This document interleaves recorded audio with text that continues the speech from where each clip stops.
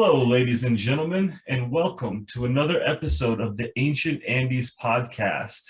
It's me, Jesse. I'm your host, and I'll be here tonight with my special guest, Scott McKinney. Hello, Scott. Good evening. How are you, Jesse?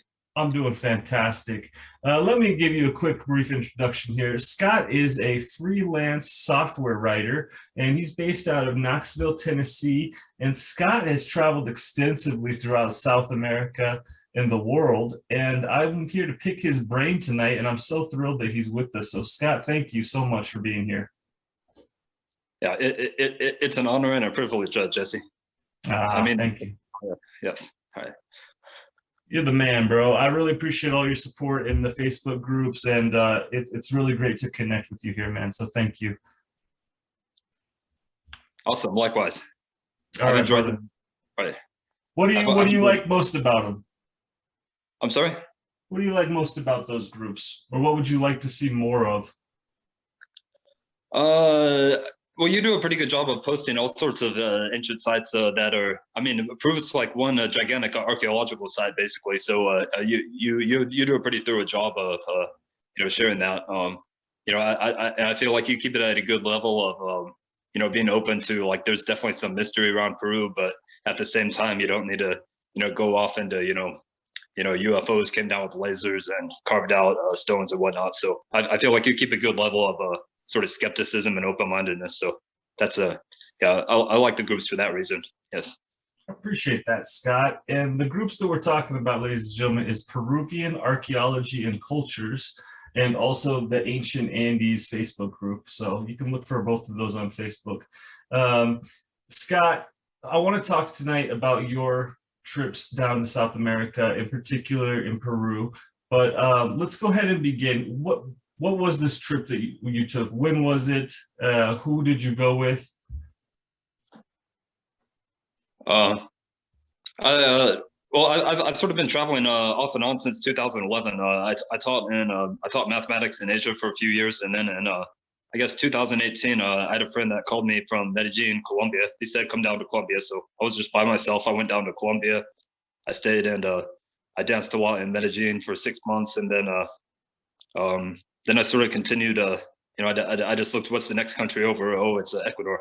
I just booked a bus to Ecuador when my visa ended, and then stayed in Ecuador a few months, and then did the same. When my visa in Ecuador ended. So I was just traveling by myself. I work online, so I can I just work as I go. So does that answer your question, or? Yeah, that's perfect, man. And did you make it to any archaeological sites when you were in Colombia and Ecuador? I went to an archaeological museum in Medellin, and in Ecuador, no archaeological sites per se. I did a lot of hiking, and like there's this volcanic area called the Imbabura. I hiked up that. That's kind of cool. Like, those volcanoes are at at the equator, so they're pretty cool, pretty mild when you're at the top of them, compared to what it'd be if you were climbing in Colorado per se. But no, I didn't really see any archaeological sites in Ecuador, no. Yeah, I messed up as well, man. I was living in Ecuador for almost 3 years. I was living in Huaquillas on the border with Peru. Me and my girlfriend at the time, Liliana, we opened a language institute inside of her house, and we were teaching kids and adults as well from both Peru and Ecuador. And I started to discover a lot of these ancient sites in Ecuador after I had already been living there. I was also teaching English up in the mountains in a place called Paute, which is kind of close to Cuenca, an old Inca town that used to be called Tumitambo or something like that, if I'm not mistaken. And I was living by Inga Pirca, which is one of, like, the really cool Inca sites of the north, man. And I totally didn't go. And it was just one stop away. So I feel bad. I think Ecuador gets overlooked a lot because of its size. It's actually the same size pretty much as Colorado, where I'm coming to you from. And yeah, it's a place that I want to get back to and kind of show proper respect. And Colombia as well. I know San Agustin is a really cool place. It's got an archaeological park. There's also Tierra Dientro outside of Popayan. There's a couple of cool pyramids. So I don't know, man. Definitely need to get back in those places as well. oh, cool. Yeah. So we'll have to take a trip down together. How about that? That sounds good. I know. Yeah, I don't know. I eat a lot of street food. I don't know if you can, you know, if you, yeah, if you can put up with that habit. But Well, I've seen uh, your pictures from Peru, and it looks like you did some extensive traveling throughout Peru. So let's talk a little about it, brother. What are some of your favorite spots in Peru? gotcha. Well, the first one was when I first arrived in Peru. I went to Mancora, which is like a surfing town on the very top northwest, just across the border. And I was trying to figure out where to go, and I started looking on the satellite, and I came across this place called Tucumán on the satellite, and that caught my attention immediately because it's this big mountain with these kind of pyramidal looking structures. Like you can see the rectangles from the satellite. I was Oh like, yeah, what the? I know about Tucumán. This is the Mochican site outside of Chiclayo, correct? I'm not sure if the Mochicas were there. I think there was a presence, but it was bigger under, I want to say under the Lambayeque and Chimu. That's when I want to say the Moches they were at that site, but they didn't build it up. I think the ones that are built up are Chimu or Lambayeque. All right, Um, all right. I want to say. I respect that, man. I still don't really know much about that area.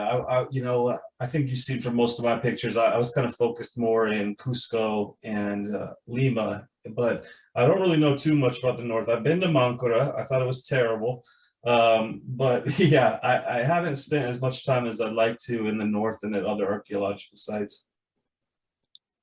Well, if you go there, you'll kind of see that it's all kind of like on top of each other. So there's like the royal tombs of Sipan is Hmm. in one kind of an area between two valleys, like a pass between two valleys, and then next to that there's like there's sites from probably 4,000 plus years ago to the Inca times, or right before the Incas. So they're all right on top of each other. They're kind of building on top of each other. So it all got mixed. Well, not mixed together, but it's built on top of each other, if that makes sense.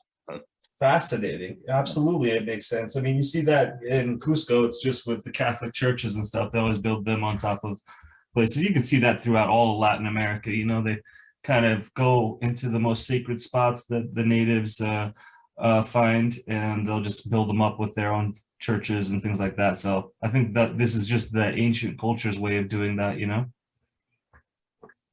Yeah, and it makes sense if you only got a certain amount of land, like in the valleys. But what really caught my attention and what got me obsessed, actually, I've been obsessed for 3 years basically, was I didn't realize that how much of Peru there was like before the Incas. Like, I mean, I've been to Sacsayhuamana 10 years ago, but that's like it doesn't get as much attention, but it's this vast archaeological site, and it's almost on par with well, I guess it's on par with ancient India or ancient Egypt, or those. It's I've like never been any place in my life that's even come close to Sacsayhuaman.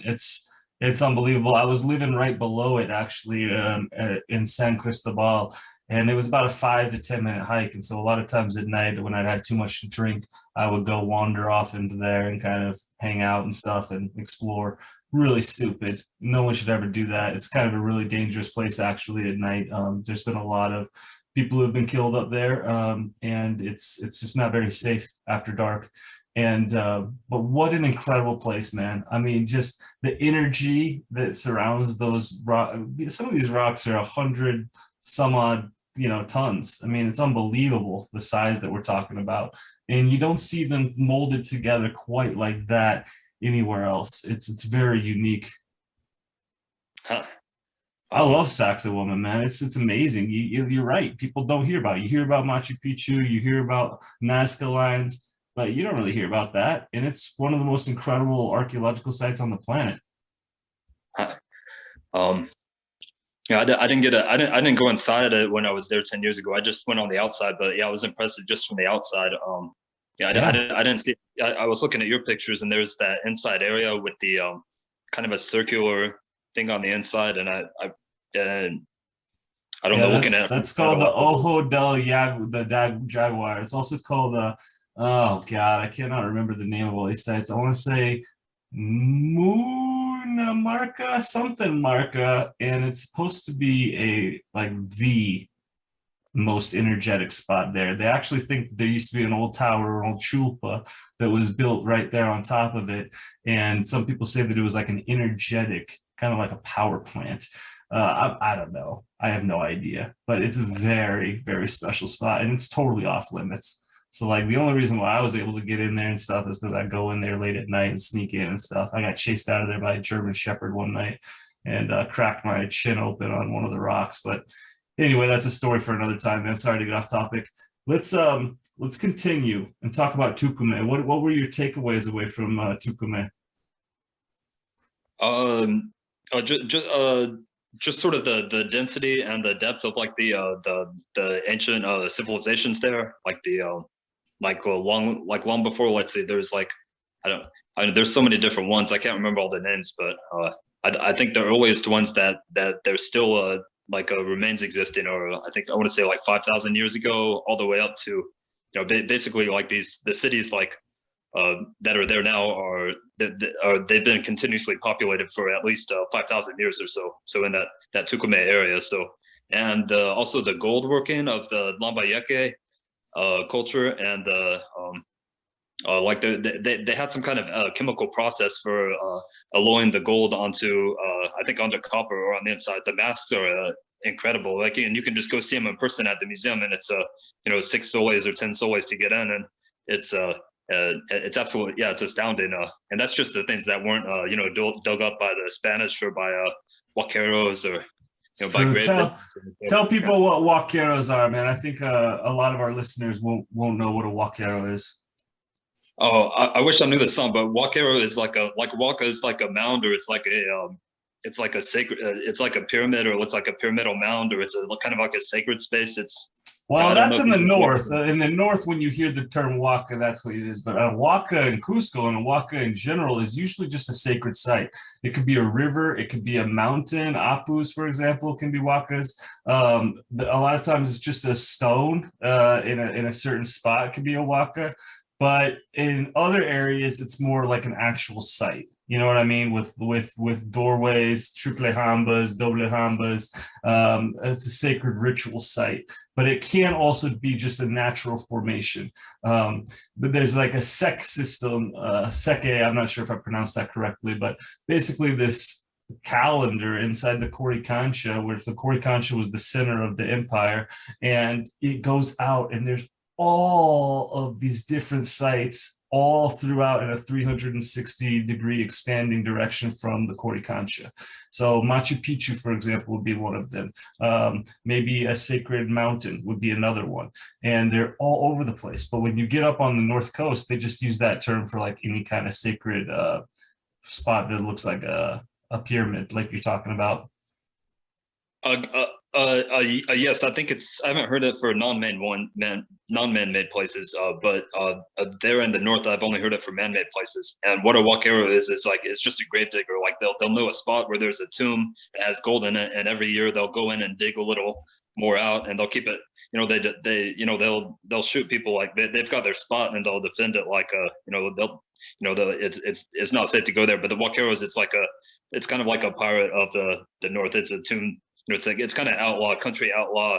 This guy that drinks moonshine, and he goes get a gold mask every year to pay for the next year's thing. It's glorified on one side, like outlaws here are, but the people there are saying like there's a huaquero song. I wish I had a recording, but they've got like their country songs about we got real drunk and we went and raided a tomb and got our gold and whatnot. But huaquero is just a tomb raider.